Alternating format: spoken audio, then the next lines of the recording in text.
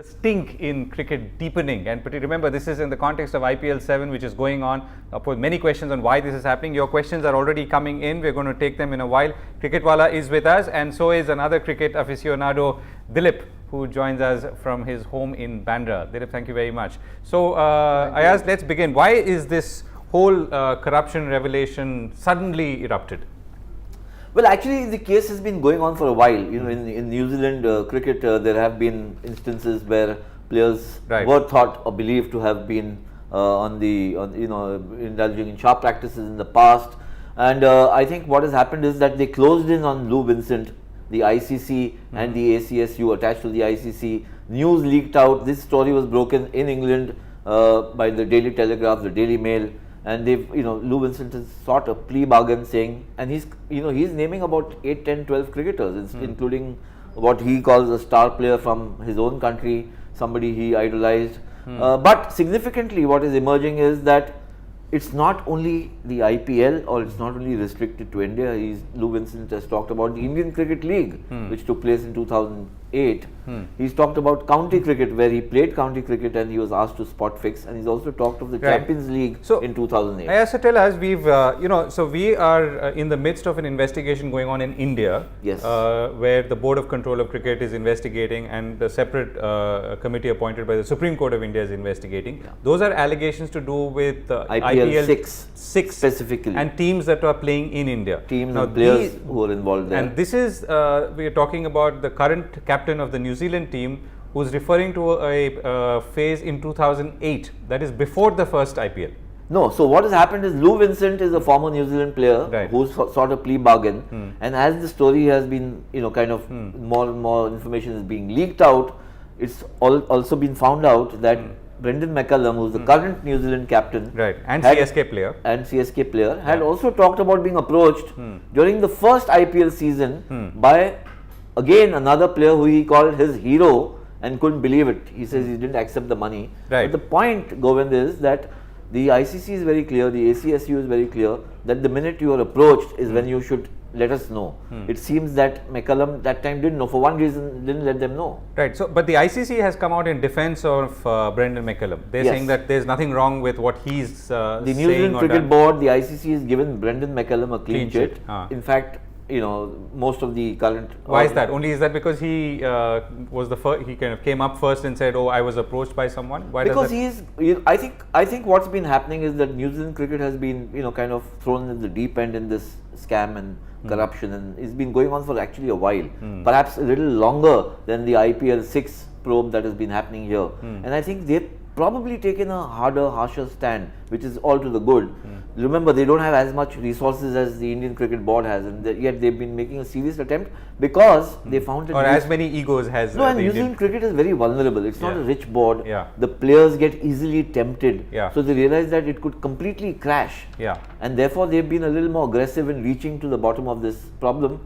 Lou Vincent has now sought a plea bargain, so he's actually admitted to having spot fixed games. Correct. While McCullum says he was approached, he didn't do anything about it, but yes, he was approached.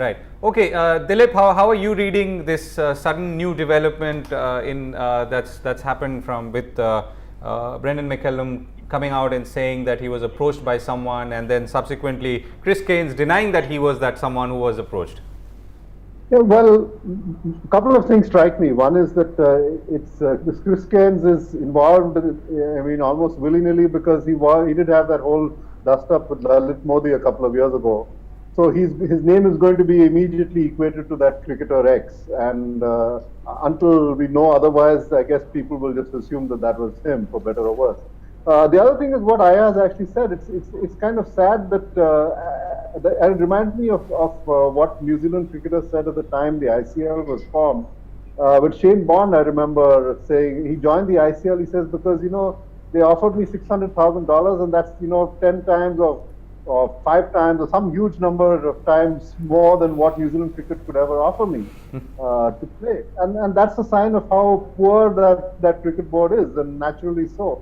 And therefore those guys joined. And on a side note, it was really sad to me that so many New Zealand cricketers, Shane Bond I'm thinking of in particular, were lost to us for some years just because the ICL was deemed a rebel league, because they joined that. And that history is something that I hope that some of this will also revisit, and we'll look back at that and feel ashamed of how we treated those cricketers. Ayaz, how do we look at the last 6 years of cricket and New Zealand's involvement in that in the light of these allegations surfacing? I think Dilip has raised a very interesting and very pertinent point.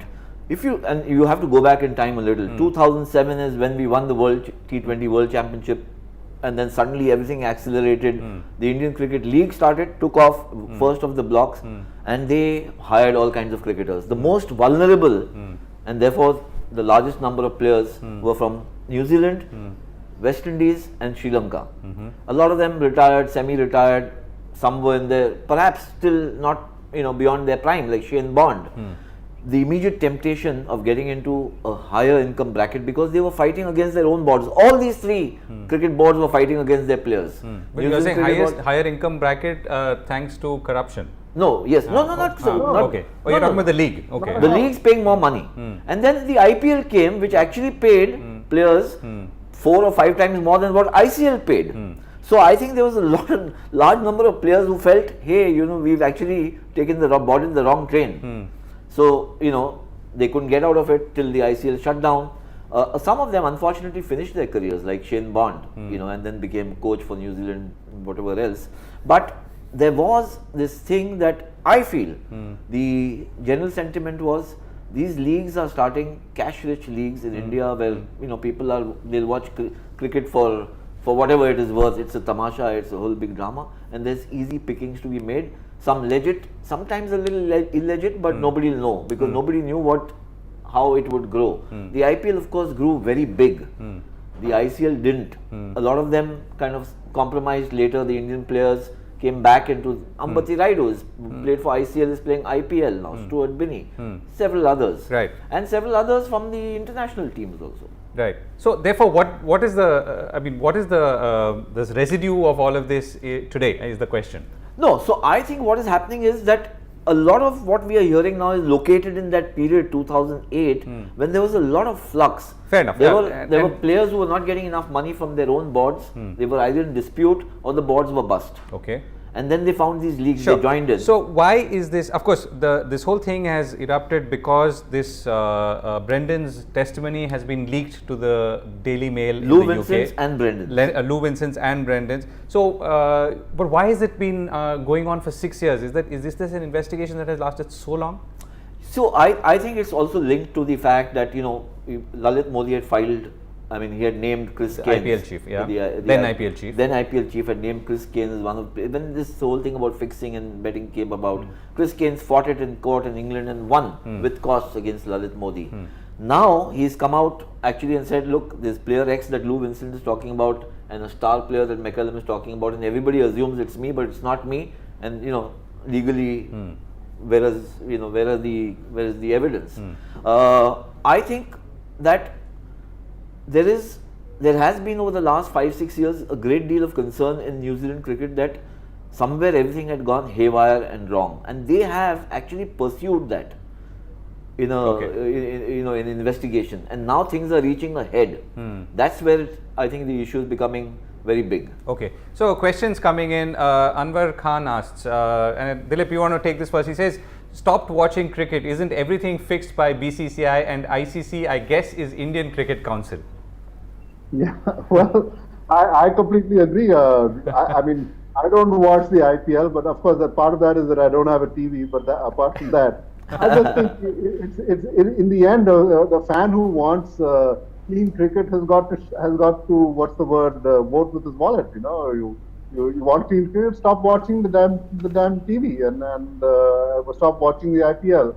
And of course, that's the kind of an idealistic thing to say. It's never going to happen. The IPL is going to continue to have its share of audience. Fine, but frankly, I'm just too cynical to think that this stuff is going to go away anytime soon. It's, Dilip, we've touched base on this subject a few weeks ago as well. At that time, we were talking about corruption in the IPL context and the investigation that's been going on and on. Now, this is a new revelation and makes the whole thing look different and global and all of that. How do you, is this something that you were expecting as someone who follows the game so closely? No, I don't. I mean, why should it be just one country? You know, why shouldn't it be global? Corruption knows no boundaries as far as I'm concerned. You know, why should it be just India? Why should it be just New Zealand? Or why should we think we're holier than thou? Or, you know, in any case, this is going to spread to wherever there are guys who want to make some money. It saddens me that somebody like Lou Vincent, who you know started with such a fine bang in his cricket career, is involved in this stuff. But that's the fact of life. It saddens me that Chris Cairns is involved. But these are all not just heroes to his own countrymen, but they are great players whom we all admire just because we watch them. And but that's the fact that these guys have needs, financial needs that their boards can't meet, and they're going to turn to corruption at some point. Right. So the big question, Ayaz, this happened in 2008. We're dealing with this whole IPL issue of IPL 6, which is last year, 2013. Yes. 2013. Does this all suggest that there is still something swirling in this form of cricket and the management of it? Most certainly. What it tells us is that this was far more widespread than we imagined. It was not restricted only to Indian players. Some of them, like and the timing when it happened, this was actually before the IPL started. Yeah, I mean, look, you know, so people are already taking pole the position. first time it happened was in when the scam broke was Hansi Kranis and you know all the other players involved was in 2000. So it's not that cricket has been entirely clean. I think. Like, I don't think any sport is entirely clean. Sure. You know, whether it's about drug usage or drug abuse or money or tanking matches and whatever else. It's just that I think that cricket has been a little lax in setting up enough checks and balances, especially with the proliferation of the leagues. The current story, if you look at it, it's about the Indian Cricket League, or it's about the Indian Premier League, or it's about Champions League, and it seems to suggest, from what I've been hearing and what we've been reading, is that once these guys, the unsavory elements who get into hiring players to do these kind of things, then they follow the players wherever they go, as inevitably would happen. So in the past, when there was corruption in Test and One Day cricket, the same set of players, wherever they played, maybe they were playing for their countries, but they were, you know, into hanky-panky. And now it's in the leagues. The leagues offer you a little more shelter, I think, because it's very difficult to detect a change in the tenor. You know, because everything is slam bang. You miss a shot, you hit a shot. You know, it's so all the too leagues fast themselves paced. offer greater scope for skullduggery. But don't forget, in 2005-06, when Dilip, Pakistan players were, I'll just come to Dilip, when they were found, you know, guilty of match fixing or corrupt or spot fixing, it was in a test match. The three Pakistani players who were banned, Mohammad Asif, Mohammad Amir and Salman Butt, that was in a test match. Okay. Yes, Dilip? No, that wasn't 2005 though, Ayaz, right? Well, that was just like 2010 or 2010, yeah, 2010. Yeah, anyway, just a correction there. Yeah, What were you saying, Govind? Sorry, Dilip, come again? No, I was saying you called my name as if you were asking me something. So the question was, is there something fundamentally wrong in leagues then, and this form of leagues, and you know the flashbang and you know all the instant gratification approach, which immediately and automatically leads to all kinds of unsavory people getting in and trying to tempt people through all these means that we've seen. You know, there's a really, I'm going to answer that by directing you to a fabulous film that you should see about corruption in baseball. It's called 8 Men Out. It's about the 1920 or 1990 World Series where the Chicago Cubs, who entered the World Series and threw the series, or tried to, because they were being paid really badly by their owners.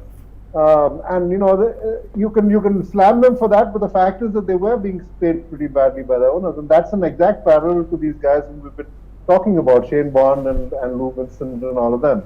I don't think it has anything to do with the kind of game in particular. It has to do with the fact that there's a lot of money, and where there's a lot of money, you're going to have corruption.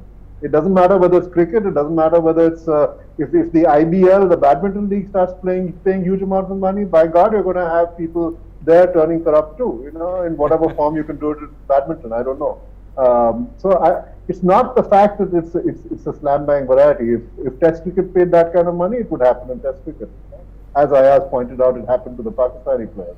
Right, in Test match. So, Ayaz, we got an IPL 7 going on. How do we take some kind of comfort that all of this that we are talking about, revelations from the past, investigations of today are not having any impact on the current matches that are going on? Well, I hope, hopefully it has had a good impact in the sense that it's cautioned or warned players and people who are involved in all of this or who could potentially be involved. That but hey, so or is the frenzy that went into the creation of this league and the buying of the players and the bidding for the players and all of that, has that died down? I think that what happened first, I think the whole world was dumbstruck or there was shock at the kind of money that suddenly came in. I mean, people getting paid, even in this year's auction, people have been paid 14 crore and 12 crore and 8 crore. It's a lot of money, and especially if you are from countries where the boards are not rich, you don't have otherwise avenues, so it's a lot of money. Everybody is aspiring to be here, and in the first flush, I think perhaps nobody understood the matrix of it completely. Nobody knew whether it's going to be there for the next season or the third season or the sixth season or not. Maybe there was a tendency, grab and run, you never know what might happen. That could have been, I'm just speculating, it's a surmise. Then things started settling down. Then I think the problem is also of the haves and have-nots. When you look at league cricket, and Dilip will bear me out on this, a guy bowls 4 overs and a star bowls 4 overs. The non-entity might actually bowl the 4 overs for lesser cost, pick up a wicket and go back and say, I'm getting paid jack shit for doing exactly the same thing. The differences between players is more pronounced when the longer formats come in. Right. And you say that I am perhaps being deprived of the money which I should also be earning. Dilip, sorry, you were saying something, we missed you. No, I said, that's exactly right. It's not just the boards that are cash poor. Last year, fellows what is his name, Chandila and the other guy who was Srisan, these are guys who've probably never seen that kind of money, And I think that's a really good point that Ayaz made. You have those kind of bowlers bowling next to Dale Steyn, and Steyn picks up 0 wickets and goes for 60 runs in his 4 overs, but this guy comes and bowls his 4 overs and gets a couple of wickets. He is going to say, wait a minute, I outbowled Steyn today, but I'm not making the same kind of money, so there must be some other way I can make that money. I'm not going to get into the test team, I'm not going to become an international star, here's my chance. Money corrupts. That's okay. So, which comes back to the points that Ayaz has been consistently raising, that the systems to check See, free market dynamics in sport, and especially in India, have not yet been completely understood.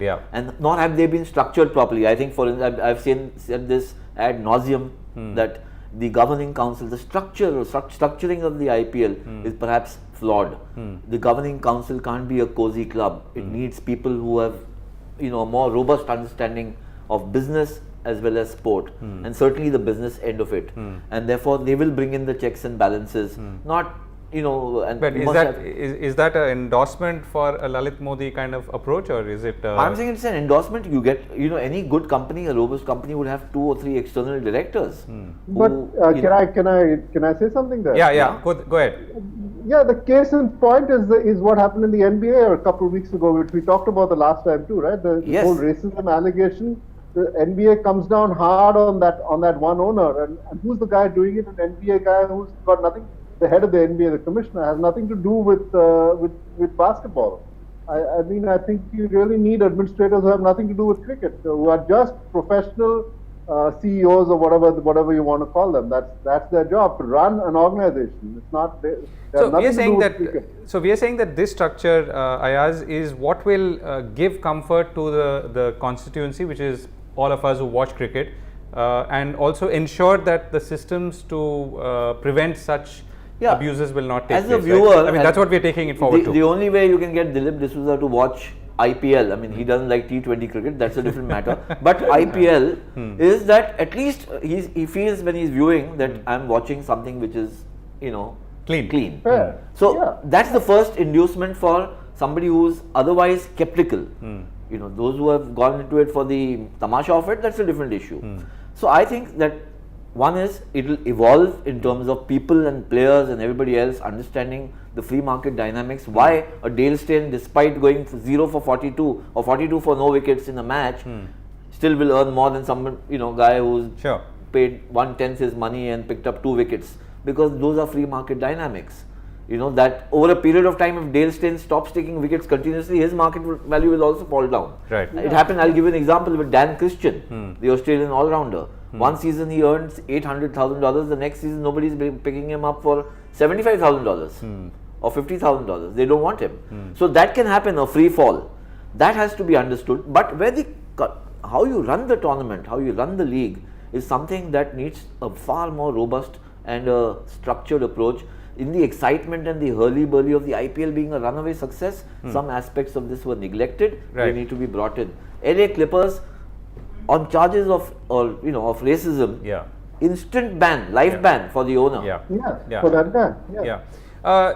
Coming back to Brendan McCullum and New Zealand, Dilip, what's going to happen now? I mean, you know, there's obviously now a little bit of a cloud hanging all over the New Zealand team, and being with the captain particularly. Though everyone has come out in his defense, are things going to be a little, under controversy for a while? I don't think so, actually. I mean, frankly, I don't see, at least what I've read so far, there aren't any particular allegations against McCullum, except that he came out and said, I was approached. So, I mean, lots of people get approached, and as far as I'm willing to take it at face value and presume that McCullum didn't succumb to the approach. So, until that's proved otherwise to me, I'm going to treat him as the really good, strong cricketer that he is, which he proved. So, and who do you think could be the player X, Dilip? Who do I think it could be?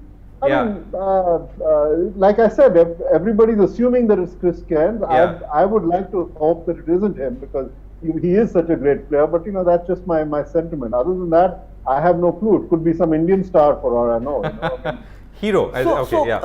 Just Ayaz. one point where I differ from Dilip, and not differ from him in principle, but in the modalities to which all players have to now subscribe to. That if you're approached, you're immediately to report that you've been approached. Yes, I think that. that's what McCullum has not done, and I think therefore that I completely believe that he spurned that offer, but he didn't report.